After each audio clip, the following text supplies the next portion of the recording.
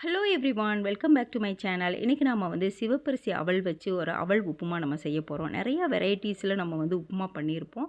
But இன்றைக்கி நம்ம வந்து அவல் வச்சு நம்ம ஒரு அவல் உப்புமா செய்யலாம். அதுக்கு வந்து நான் வந்து 2 கப்பு சிவப்பரிசி அவல் எடுத்துருக்கிறேன். அதை வந்து 2 டைம்ஸ் நல்லா வாஷ் பண்ணி எடுத்துக்கிறோம். அது வாஷ் பண்ணும்போதே அது நல்லா ஊறிடும். அந்த மாதிரி இதை ஊற வைக்கணும் அப்படிங்கிற அவசியம் கிடையாது. இதை ஒரு ஃபில்டரில் நம்ம போட்டு ஃபில்டர் பண்ணி ஒரு ஓரமாக வச்சுக்கிறோம். அதுக்கப்புறம் ஒரு கடாயில் 1 டேபிள் ஸ்பூன் ஆயில் போட்டு வேர்க்கடலை போட்டு வறுத்து அதை வந்து நம்ம எடுத்து தனியாக வச்சுக்கலாம்.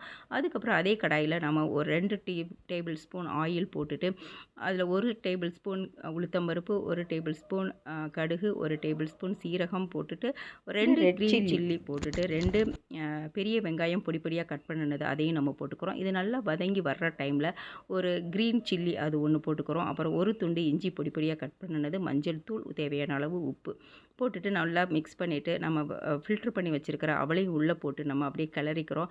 இது கிளறி வரும்பொழுது நம்ம வந்து வறுத்து வச்சுருக்கிற வேர்க்கடலையும் உள்ளே போட்டுக்கலாம். அதுக்கப்புறம் ஒரு கருவேப்பிலை கொஞ்சமாக கிள்ளி போட்டுக்கோங்க.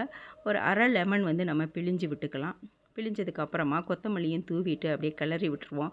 கிளறி விட்டுட்டு எடுத்து சாப்பிட்டோம்னா உப்புமா வந்து ரொம்ப ருசியாக இருந்தது. இந்த அவல் உப்புமா வந்து மார்னிங்கில் நான் டிஃபனாக பண்ணியிருக்கிறேன். இதை வந்து நம்ம ஸ்நாக்ஸாகவும் சாப்பிட்டுக்கலாம், ஹெல்த்தியாகவும் இருக்கும். கண்டிப்பாக ரொம்ப ருசியாகவும் இருந்தது. நீங்களும் ட்ரை பண்ணி பாருங்கள். தேங்க்யூ ஃபார் வாட்சிங்.